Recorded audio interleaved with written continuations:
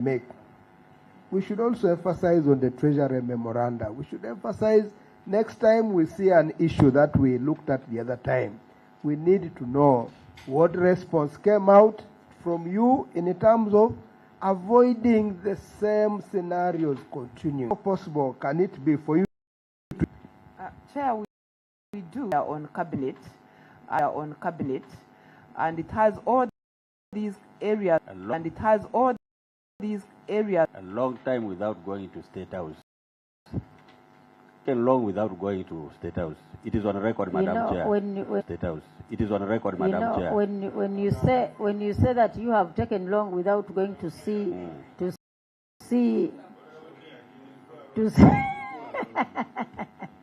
No, actually, when he says we have taken long, it's as if he's insinuating that we've been going there. Sir, on record, we have never gone there, and we don't operate parliamentary business from State House. However, as a personal initiative, you can go on a personal ground to find out how. I can't go without my chair. I need to have my chair. You can because you give instructions when I should speak, when I should be quiet. You can benchmark from Honorable Kabusu on how. But, Honorable colleagues, this is a very important matter. You know how scholarships are, how of need to our country. Some of us might afford, some of you might afford, but there are those who need that simple chance, that only one. We are doing badly on issues of scholarships. And even where we have tried to extend this service, there is a lot of inequality, unfairness. There is no equity. If you bring out those lists, one can wonder whether there is a single region that, specializes in getting scholarships. So we are interested in getting that list, much as the Honorable Okupa has offered to give us his list.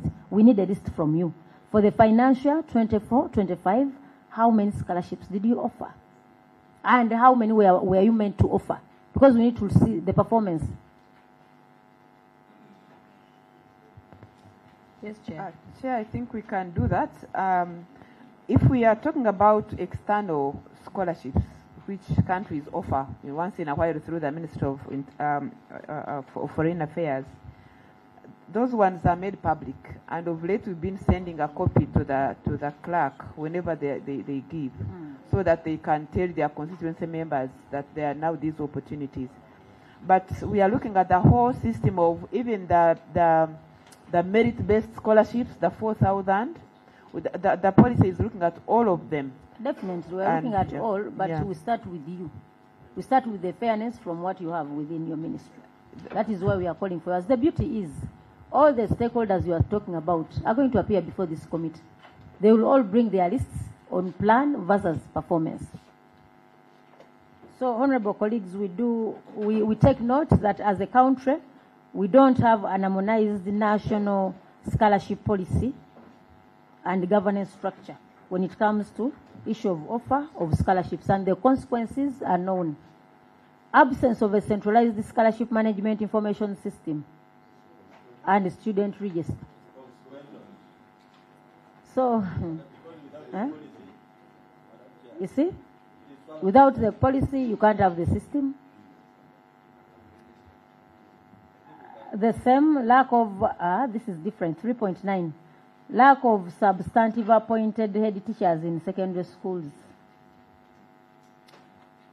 Auditor, Madam PS, the auditor noted that 189 secondary schools with a total enrollment of 107,355 students continue to operate without substantively appointed head teachers. Additionally, the auditor noted that 165 schools out of 189 did not have substantive head teachers. Deputy head teachers, as indicated in Appendix 8. This is from the Auditor General's report. You don't have any intentions of appointing substantive head teachers. What do you gain out of this? What is your interest, Madam PS? Does this fall under reservation scheme? Are you reserving them to some people who are still in school? No, Chair. On record, that after how many years of independence? After how many? Are they 63 years of independence? our country cannot afford to recruit 223 head teachers. The challenge is not that the country failed to recruit. The challenge is telling us that this country cannot have 200 qualified head teachers.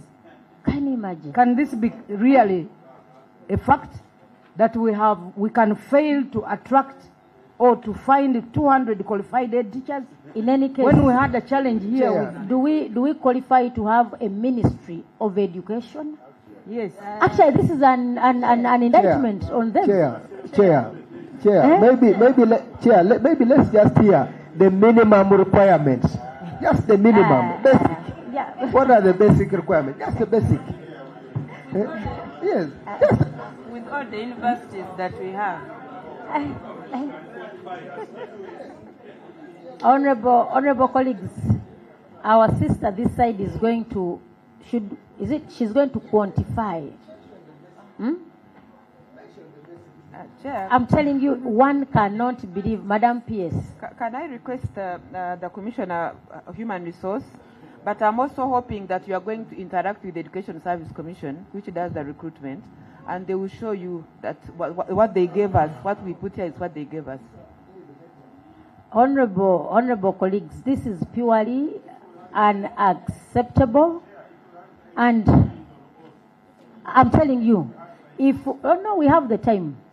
This is the first time we are going to have somebody give us information on oath. So that if any single statement, any single word changes, I'm going to turn one of my colleagues into a state attorney. We cause a charge sheet from here. We straight away, because one cannot believe. Sincerely speaking, we can't. No bail. And if there is bail, cash bail of 100 million. Because these are the things that happen nowadays. But before we put our sister on oath, before we go there,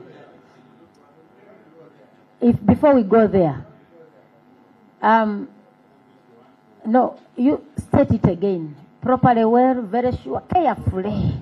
You repackage it, aware that every single word that is said. But with the minimum requirement, just minimum, basic minimum. Let her first state what she is sure of. And make sure whatever you are not sure of, reserve it to yourself. Chair, but you see, she's reading their response. Let her read it verbatim. She's reading the response. No, I've given her the liberty to tell us what is the truth. Speak the truth, what she understands of this. Chair, thank you very much. Thank you very much. The Commissioner of Human Resources will give us the bare minimum of standards we need for a head teacher. But no, for me, what I want you to state again is that an advert was run for you to recruit 223 teachers, and in the whole country, only 66. Those were caretakers. So how many did you look? These were caretakers. Yes, we then when you ran the second advert, what happened? As per your guidance, we were intending to give priority to those who are caretaking. So when we submitted them to be assessed, only 66 could meet our qualifications. Well done for part one. Yes, then part that's two. That's why we decided to open up to advertise for the rest. Yeah. No, we give you credit for that. Then what happened when you ran an open advert? When you advertised? No, part one is done. Please, we extend our flowers to you. Thank you for considering the ministry submits this, which means they have looked at it. By the time they appointed them, they knew they would qualify. So is it just the interviews that they fail? Because by the time you forward the names, by the time you appoint them as caretakers, which means you are satisfied with them to some level, but you wanted to formalize them. That's why you are sending them to Education Service Commission for interviews. Is it the interviews that they failed, or they did not have qualifications? Yeah. That's what one. Yeah, otherwise they will not be qualified if you are forwarding them. So you must choose your words carefully. Were they qualified? What did they fail in Education Service Commission? These are people who have been caretaking. Thank you, Chair. Let us allow That's the first part. Commission of That's the Human first part, Resources to before we go to the clarify. second part. Now, as we go for part 2, because I doubt whether she can commit herself on what they failed on, because when this one submit to the Service Commission, it's the Service Commission that has the criteria and these others. So let's hear from the head HR. We are going to interface with the public service, and even these others, they will. Education. And on Monday. Thank you, Chair. Chair, the issue of the headship of our schools is a big challenge that we have been grappling with as a ministry, because these head teachers are retiring almost every day. So even as you try to fill in positions, you still get gaps here and there.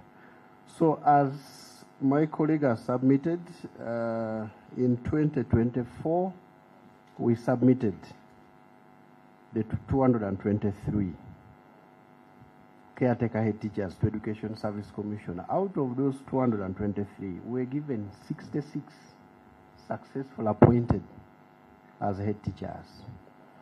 Now, we then requested that, okay, since these ones have not, it was not even half of the number that we had submitted. So we requested that some of those positions should be advertised internally, so that all the others who were not caretaking can have opportunity to apply and compete. So the positions were advertised. People applied internally. Internally. People applied, competed, and again we were given, I don't remember the number of head now, 169, my colleague is reminding me. You were given 169. Yes.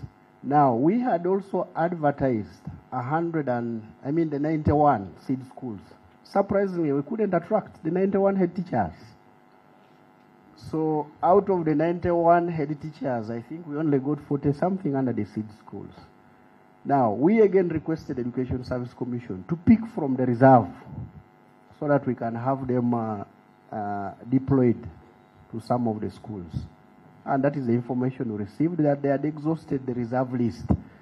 Now, these head teachers go through competence written exams. Right from the time of the shortlisting, they are subjected to competence-based written exams, and they keep eliminating them. Now, the ones relevant working experience in a government school or in a government-aided school, 3 of which you should have served as a substantive deputy head teacher. Can you imagine? Besides the other obvious ones, a degree in education, registration as a teacher with the Ministry of Education. Thank you. Chair, Yes, Honorable Elijah. Yeah. So why have we because we have said they forwarded the names, they got less. They did internal advert. So why haven't they done external advert? Maybe that because that could be a wider coverage to capture. Yeah. Thank you, Honorable. Honorable Rokwan. Chairperson, I have understood the human resource scenario. I happen to be in the board of commissioner for recruitment for some times. When you get those nitty-gritties of aptitude and whatever, aptitude does not test the qualification, does not test anything. But it's a measure to reduce the number from the highest level to what we can get. And therefore, one thing in recruitment is that for you to be shortlisted, it means you qualify for that position. And therefore, aptitude is just reduced. And of course, the only thing I see is a system. I am one of the factors of this case. I was a caretaker even when I was 17 years. And the ministry itself was not able to put any, let me say, it's not a waiver as such, but any advert, for example.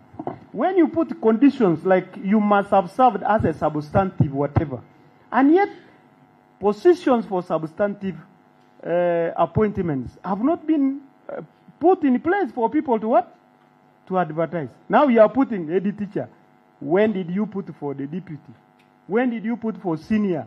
When sometimes it is a system. If for now, I would suggest that if a teacher, for example, has finished the years in teaching in a government institution, and of course, it was not his problem that he could not get a promotion, which is a ministry's problem. They must really be able to understand the internal problem. It's not the teacher's issue. That's why when they say they cannot attract, I don't understand that. And because of such, many people have opted out. Because the ministry will ask you every year, every time, they will say, bring your documents, you take. The same day, they bring the next week. What?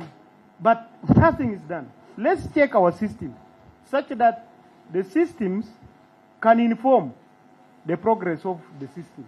Thank you, Honorable. I've been, I carefully listened to the qualifications that is required of a head teacher.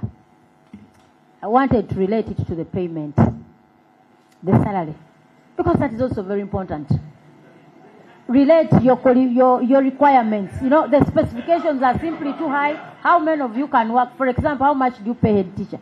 How much do you pay? Tell us, how much? Chair, a science teacher is paid 6.5 million. Then arts? And the arts is 2.3. 2.3. So from your 2.3 million, and that's gross. You want a master's, 12 years of experience, you must have constructed a house, you must have gone to German. With your 2.3. Chairperson, that's gross. That is gross. That is, consolidated. Sincerely, we appreciate the standard, but it must be commensurate to the reward, the salary. Because for you, how many of somebody who has reached that standard, how many of them can really come and show interest in this? So for me, I think we also need to look at, for the 6.5 for the scientists, you can say somehow, somewhere. But look at the 2.3. This discrepancy alone, that is the reason as why you failed. These are the issues affecting the education sector. Even if I was the one, we are all head teachers. I mean, do you relax on the qualifications of the science teachers? Do you relax on them? All must have the same qualifications. So why do you give us different qualifications? I mean, the same qualifications but with a different pay. You want a master's, both of us. So for the fact that you pay me less, let me have a certificate. So, honorable colleagues, these are things we should genuinely look at. The practicability of what we are speaking to. Honorable Elijah. Chair, and also, I don't know why Education Service Commission, I think in the last 2 years, introduced the issue of aptitude test to these old people. Aptitude test, even if they brought us here, including themselves. I don't know how many can get 30. Because they are going to test you speed, accuracy, and effectiveness. You don't know what can pass these things. This is meant for new entrants who have just finished university and also to reduce on the number. But now we are subjecting this to teachers here.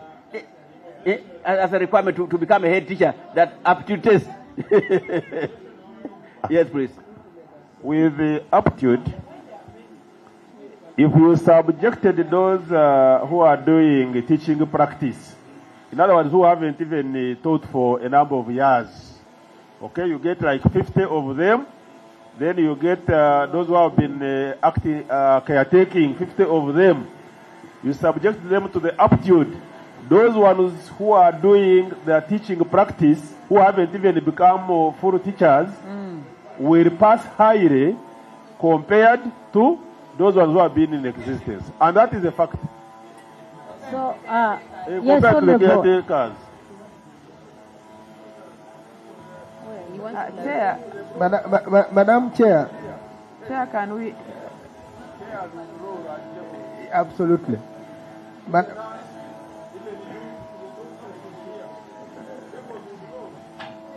Chair, can we allow Madam Chair. to... Let's first sort out. If we get out, we don't come back.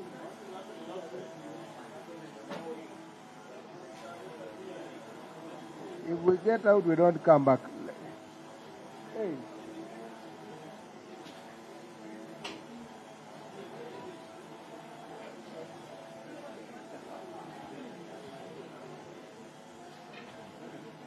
Who is good?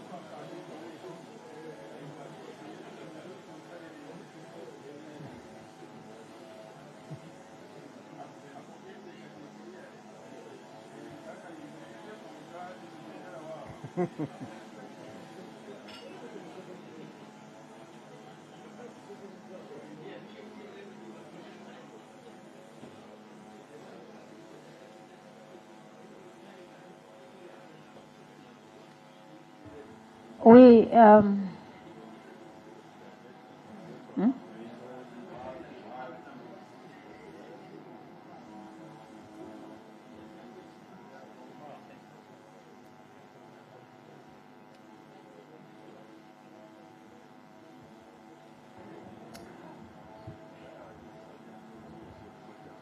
let's proceed. They have somebody has moved down to handle that situation. So we take note.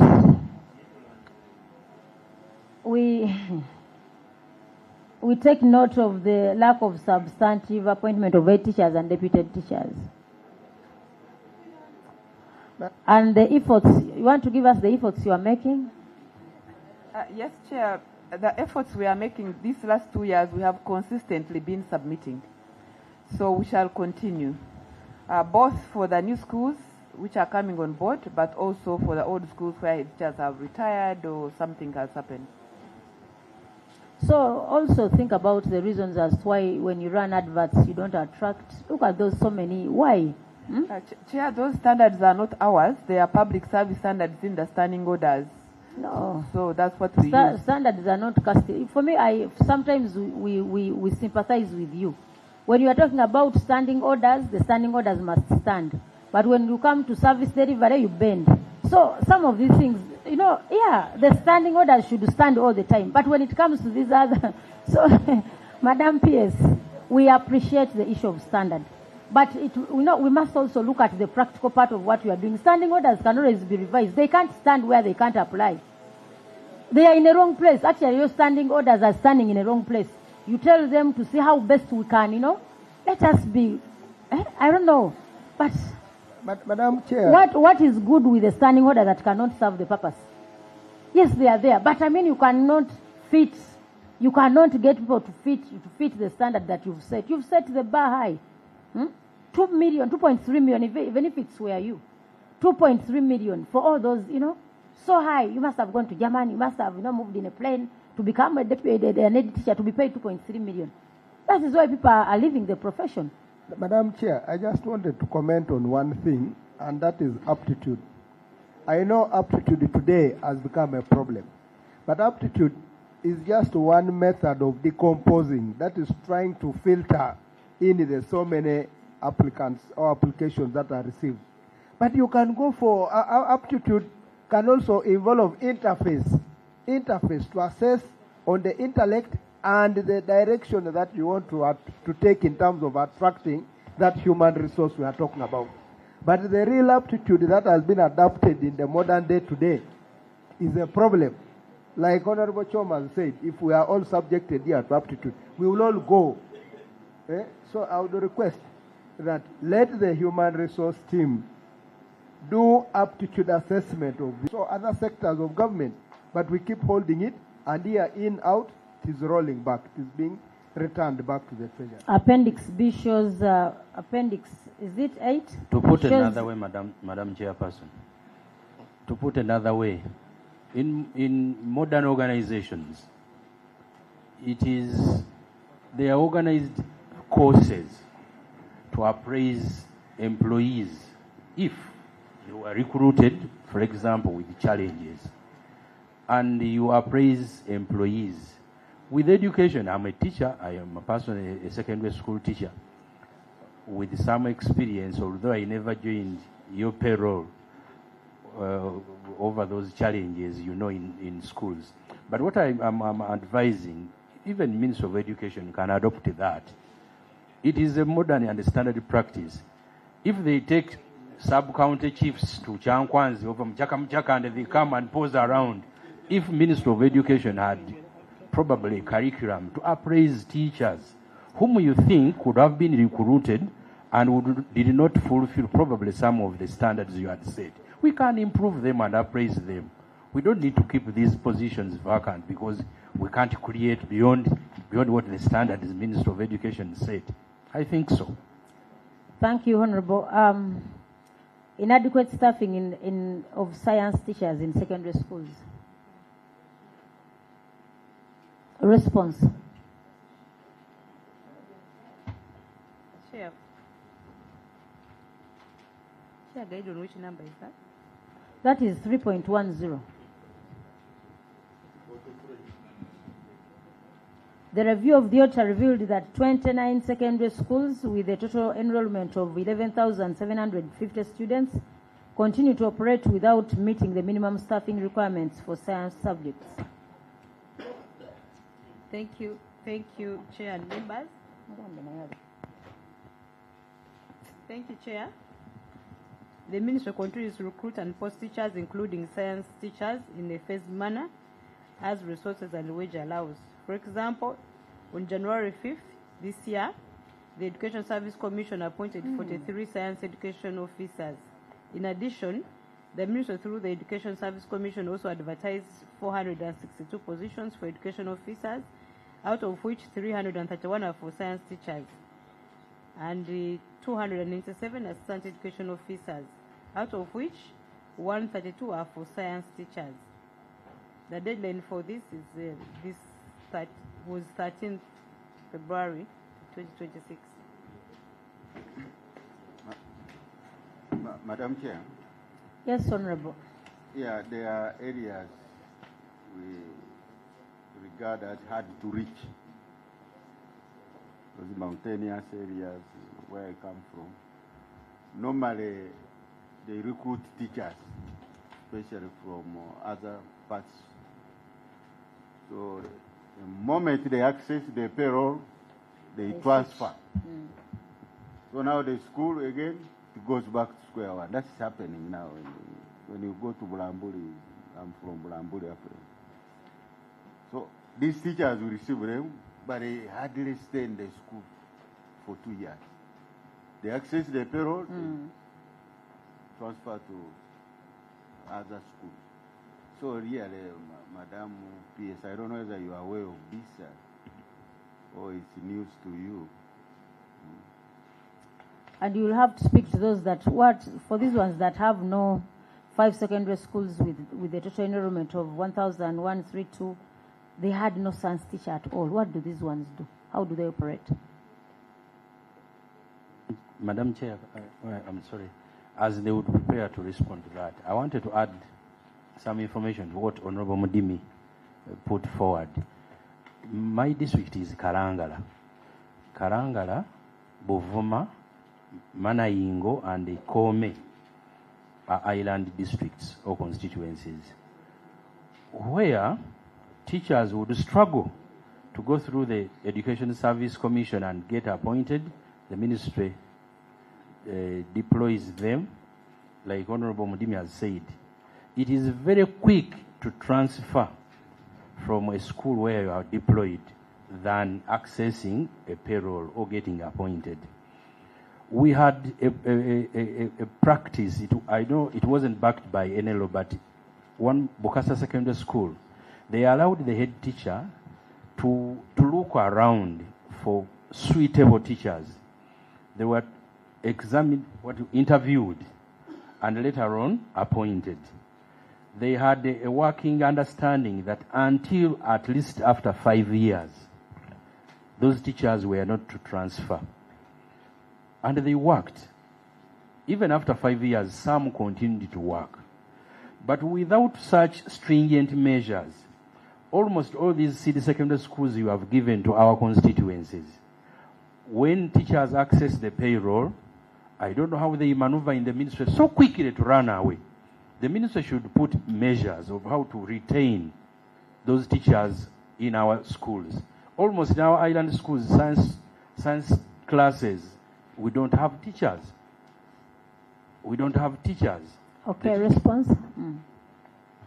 Maybe Chair, Chairperson, as they respond, it's just a rejoinder on my friend. My case is more peculiar, I can only say, just like his. My only one government-aided school in the Olo district called Jubilee. I had trouble. The Olo district is only one. Now I think they are. I've been battling. They are now two, coming to three. Actually, I was with the human resource. I want to inquire, when the only science teachers who are there, who even served for long, when they had the recruitment, some of them were not taken. And even those ones who were taken were removed on transfer. Do you take analysis of who to take and what to replace? Because if you take like there, I don't know what happens. People are there, struggling, suffering, in whatever condition, say, they had to reach the place of no return. But in this sense, somebody has stayed in those conditions, and you are bringing another person. Immediately the person is even brought. Will only pay the condition of the school. The next day you can say, I'm going to report to my school and come back up to tomorrow. What measures are you putting in place to save like us anyway in this scenario? Thank you, Honorable. Honorable Sarah. Thank you very much, Chair. Chair, recall that the Auditor General's report for the last financial year raised concerns about the disparity in pay between the arts teachers and the science teachers. And because of the enhanced pay of the science teachers, most of them were actually seeking for early retirement because it was giving them better pension, and already they would even get their gratuity, which was huge. So I am wondering whether the ministry received that Auditor General's report to see the actual implication of that high pay disparity and what the ministry is doing. I know you have enhanced arts teachers by 25%, but it will not resolve the issue of now science teachers retiring early. So I hope that you can look for that Auditor General's report. Or if you don't know, I have told you, and find solutions to that problem. Secondly, Chair,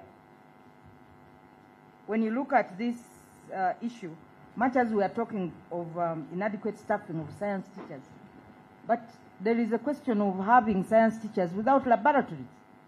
We have schools that have no laboratories. I have a school that performs so well, a rural school in Kirewa. It is actually Kirewa SS in Tororo district. Doing very well, but without science laboratories, without even teachers' houses, not a single teacher's house, without yes, no solar, no nothing. This was a community school. How I wish the ministry can really see how to support this Kirewa Senior Secondary School with at least a science laboratory. I had got some partners in Movende, but there are a number of projects that are happening all over the country, and that puts the taxpayers' money to waste if a project lies there not serving the purpose that it was meant to serve for a number of years. Because this project stalled, I think, from 2020. It is such a long time. This is a school that produces very good grades. It's a school that produces very good grades amidst those challenges. They actually they to another school which is private to do those practicals. So you better do something for such projects that are stolen for so long all over the country. Thank you. On record, we have some schools here that have 0 science teachers, and we want to learn from you. How do they do it? How do they do it? How do they survive? You know, not even a single science teacher. Where these ones, do they have exceptional curriculum that does not allow them to take on sciences? One of them is Asamuk Seed School, though it didn't indicate the location. We don't know where this school is. Then Kole Seed School. Then we have Reyre Seed School. Then we have Bukinda Seed School. Then we have Ruhija Seed School. Then Bugobabiro Seed School. So, you know, Bumadu Seed School, many of them, all of these ones, sincerely speaking, what plans do we have for these schools? And how do you rate? Do we rate them at the same? Is the rating the same with these others that have teachers? Thank you, Chair. The Commissioner of Human Resources would respond on that one.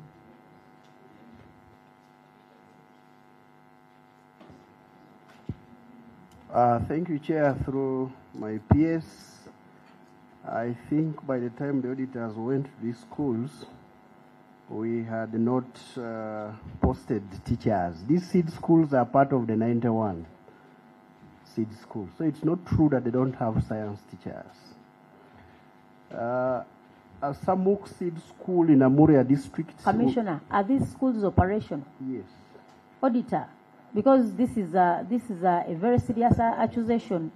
Because when you say that the teachers are there, but the auditor did not see them, the school is operational. The time the auditor went there were no teachers for science subjects. Then you are saying the teachers were there. So could the auditor come in to clarify what they meant by this?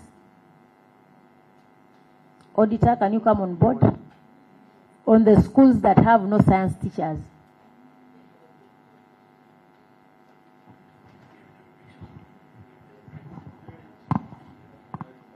Is it true?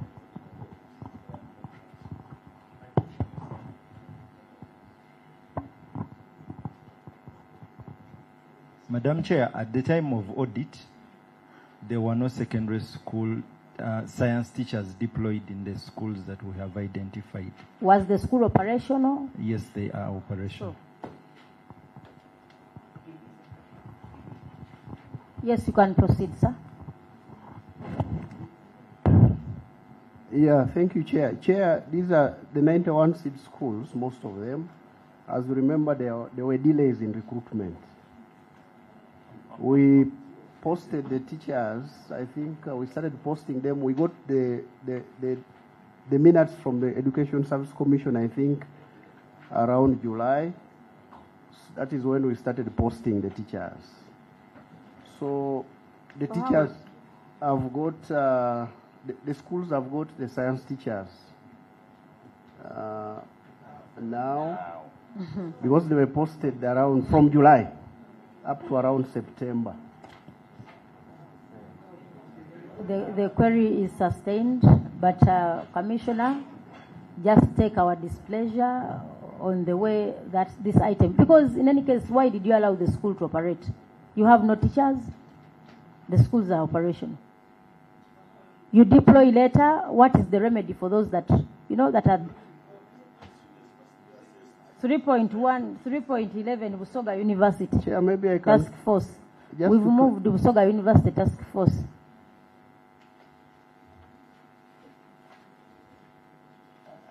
On the missing Busoga University, on the missing former student information. We realized that there are students who are supposed to graduate from that university, but they didn't because of missing records. Review of the Miyingo verification report on the former Busoga University revealed that 1,286 students had been identified to have completed their studies at the time Busoga University's license was revoked and were awaiting graduation. Busoga University Limited later submitted a revised list of 1,938 potential graduates, which included individuals not appearing in the National Council of Higher Education Miyingo list. Management engaged a consultant to clean the existing Excel-based student data and develop an MS Access database.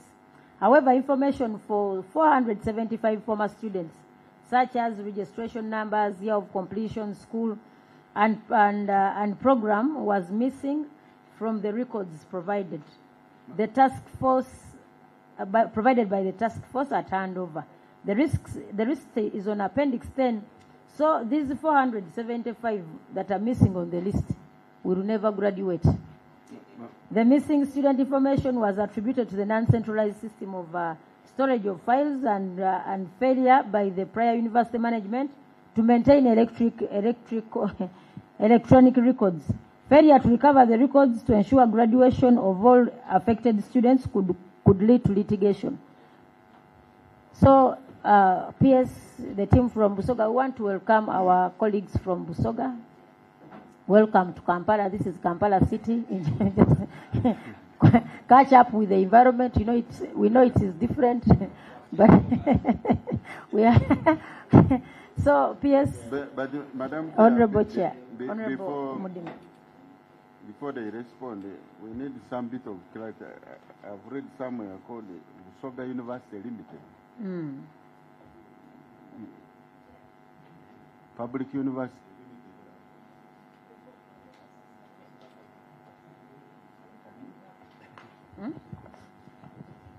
Chair, can I raise a concern? My apology, I have an engagement. You know what I am following. But I just wanted to find out. I recall we had, while meeting the Ministry of Education, we had proposed, let us stop tribalizing universities.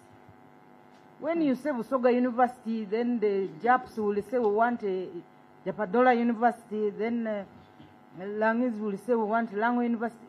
Can we have a more national name? If you call it Source of the Nile, what is the problem? Or Jinja University, instead of Busoga. We raised this, and the ministry. No, and the ministry had assured us that they would remove this tribalization of universities. And I'm glad Lira became Lira, Sorority University. Why not Jinja University? Instead of the beauty is the task force is with us. They will tell us on how far they have gone. So, PS. Chair, I would like to request the chair of the task force, Professor, kindly respond to this issue.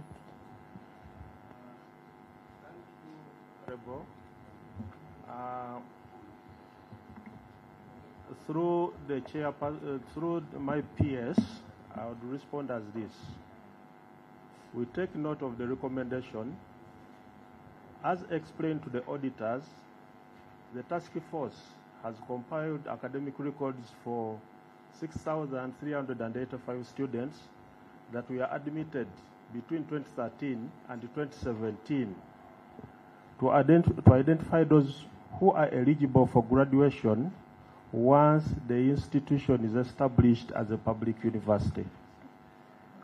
The process of graduation includes verification of students' records, and this will be undertaken by the Senate once it is fully constituted. I submit. Thank you, Professor, for the submission. But I was just wondering, you know, the scenario is some of our sisters and brothers went to school. That was Busoga University.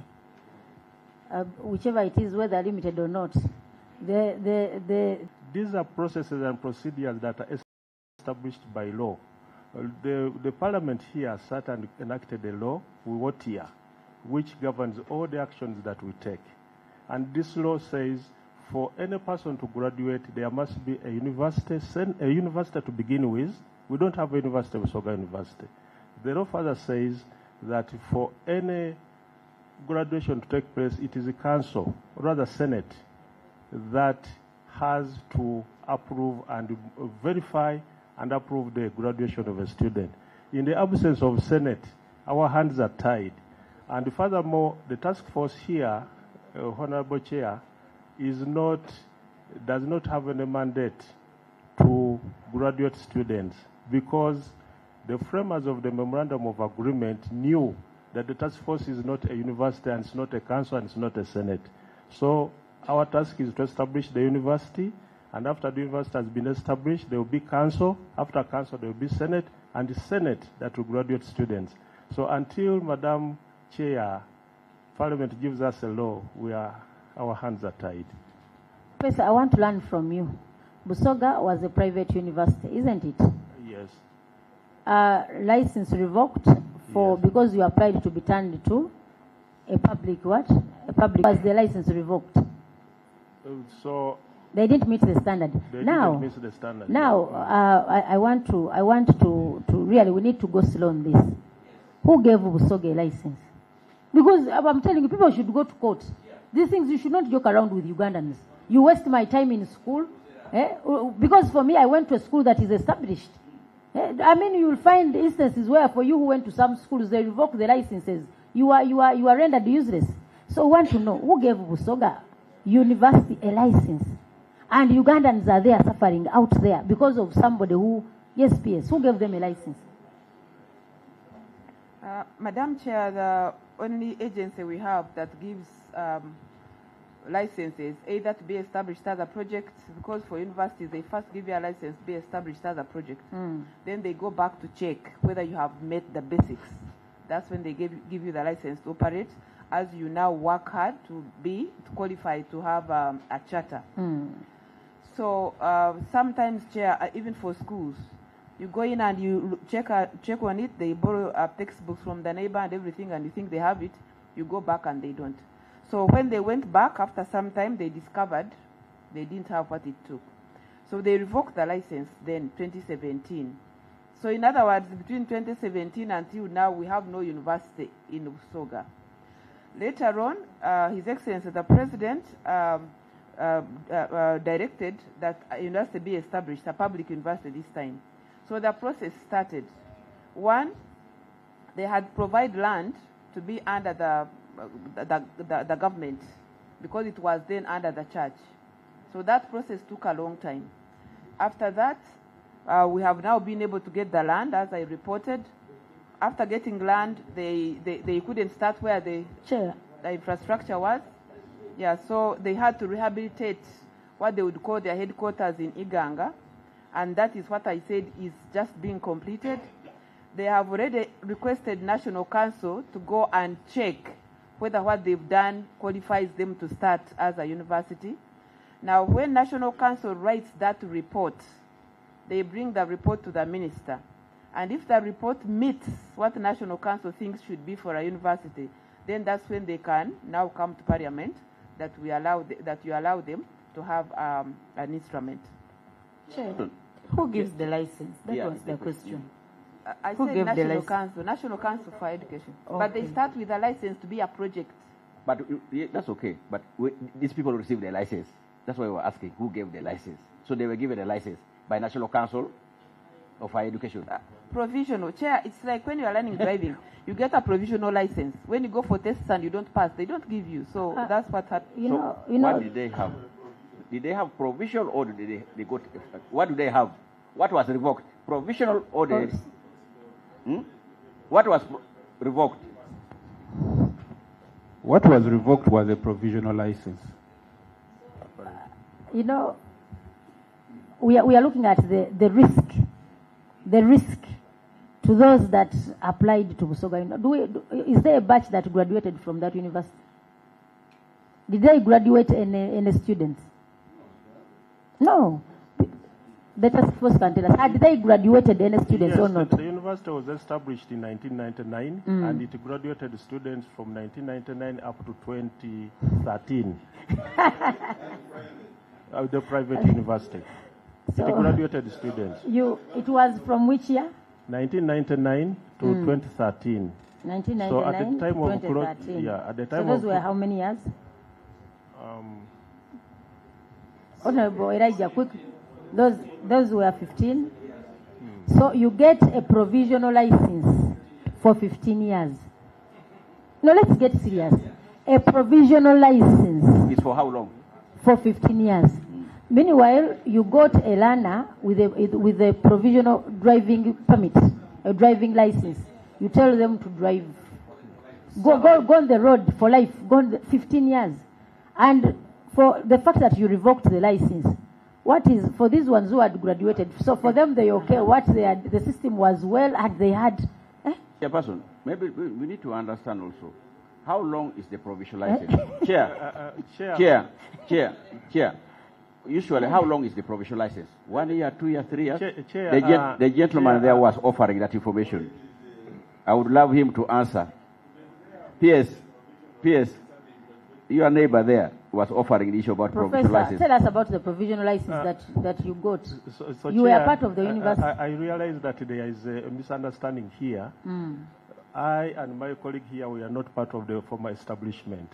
Our work starts in 2022 when we are appointed by the Honorable Minister of Education to establish a new public university. We are not talking about Professor. Chairperson.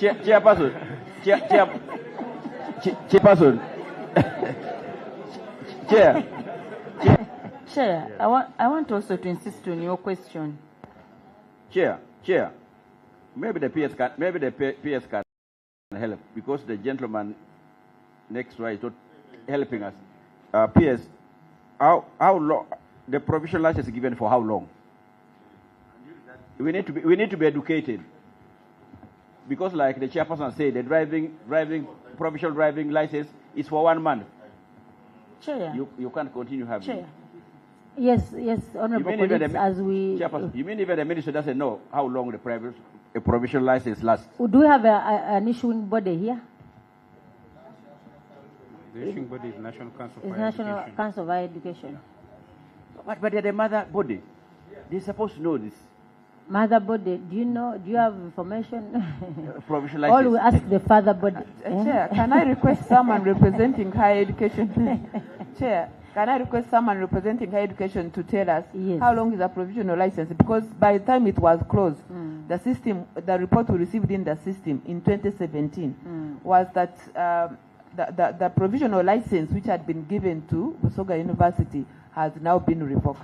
But you can tell us how long it's supposed to take. Did they keep renewing? What happened? No. Thank you. Yes. Thank you, Chair, and thank you, PS, for giving the opportunity. My name is Chiara John Pakony. I'm Assistant Commissioner in the Department of University Education and Training. I think let me stand because my voice seems not to be heard. Yeah, I think now it is better. Yeah. Now I'm talking first general because I have to bring it general after. The law says you should be in provisional license for 2 years. That means in the normal circumstances, by the time Busoga University was closed, should have been actually a chartered university. But of course, circumstances prevail time and again in different universities we have in the country. You find many of them are operating on provisional license for many years. You see, but the law says you are supposed to operate for 2 years. Thank you. Yeah, but now the different condition prevails, and that's what happened. Which conditions are those now? Yeah? Which conditions prevail? By the time you become a charter... Because the law is a law. If you're saying 2 years... The issue is, if you become a charter, for you to marry and become a charter, you should be, at that time, you should almost be at a level of, let's say you have infrastructure that is so actually of a level of a public university. You are supposed to have enough staff who are... This is for now that have provisional licenses. Do you know any of the current universities that has the provisional license? The current universities. Now the numbers that I might not have the number of it, but we have so many who are on provisional licenses. Now what you are going to do, you are going to give us a list of all the universities that have provisional licenses. Chair, before he sits, I want to know what happened. You asked that question before. What happens to these students or the graduates in terms of their qualifications? So you sit. But also, Chair, he has mentioned one issue that the university must have chairperson. One of just a moment, he has just stated that one of the conditions for you to even become a charter, there must be a sizable land. But we have seen universities here who have even got charter, but they don't have land. They're on the streets, or the buildings on the streets of Kamocha, Kampala here. So where is the land? But they have got charters. So honorable colleagues, the PS has an emergency. The PS has an emergency and none of this can stand in for her. So I request that you are going to come back with the projects and the information that we asked for. She has an emergency, kindly allow. She has an emergency. Madam no one Chair, is going to respond before to she it. leaves, No, Before Chair, the PS let leaves. Chair, request she Something very comes. small. you people, honorable colleagues, an emergency is an emergency. But this one is also more I'm not emergent. sure. Is there a law? Are there regulations governing operation of universities? We shall have it covered as we come But I back. don't want her to answer, but it's something I'm requesting she comes back with. Chair, this is something I'm requesting she comes back with. Chair, I'm requesting she comes back with this information. Chair, I want them to come back with I want them to bring us the full the specifications of the swimming pool at Teso College costing 3 billion. Because, Chair, ever since I came across this project of the 3 billion about the swimming pool, I really want to know the specifications because we want to know the real details. I want to become an advocate for this school because it has a good swimming pool. It has a good swimming pool, so you want Ugandans to take their children to this school. Honorable Choma, I need to have her leave. Please. Please, she has, no, you people. Yes, Chair, just in 1 minute. Please. I wanted her to let her know that when I was looking through her financials, there were some diversions. And these diversions are specifically done by the accounting officer, the final person on them. So can I just mention them in just 1 minute because an emergency is an emergency as she goes? Let's have those documented. We shall send it to them. Okay. Honorable Elijah, Yes, thank please you. just Chair, forward the list to her. Chair, one, there is advert run by the Ministry of Education requiring pensioners for verification, and they are asking them to go to the regional places. Like for example, Eastern, they have to go to Mbale. How can someone from Casilo, 200 kilometers, this is a pensioner, this is an old person, you are asking him or her to go for verification in Mbale, because that's the regional place you have stated. So please look into that and see how to help. Two, the documents you asked for.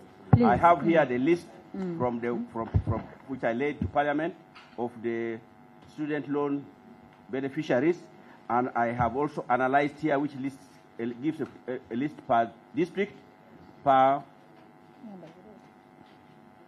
district. It also includes the population per district. So he has come to pick let them. me pass this. I will pass one to you, Chair. I will pass one to the Ministry, but that unfairness should really stop. Thank you. Madam PS, we thank you for appearing before this committee. Take note that as the head of human capital development as a program in this country, we are not doing well. You've seen the issues that have been raised, very pertinent. That's the very reason as to why we've not been able to hand education within, you've given you so many hours, but we couldn't conclude. We are going to schedule for another day. You will appear with a team that we shall have indicated according to the queries that you will have. We've left out the OPC project and the USP project. Those will be handled in the next interface. We want to thank you for appearing before the committee. Take serious the issues that have been raised. Also have this list. Say that you verify whether it's a true copy, but we also want your own. In case that is a true copy, certify it and have it submitted. Honorable colleagues, meeting is adjourned. I want to thank you. Honorable Mudimi, CEO of our sister. And no, where the man who wanted to go to State House has gone.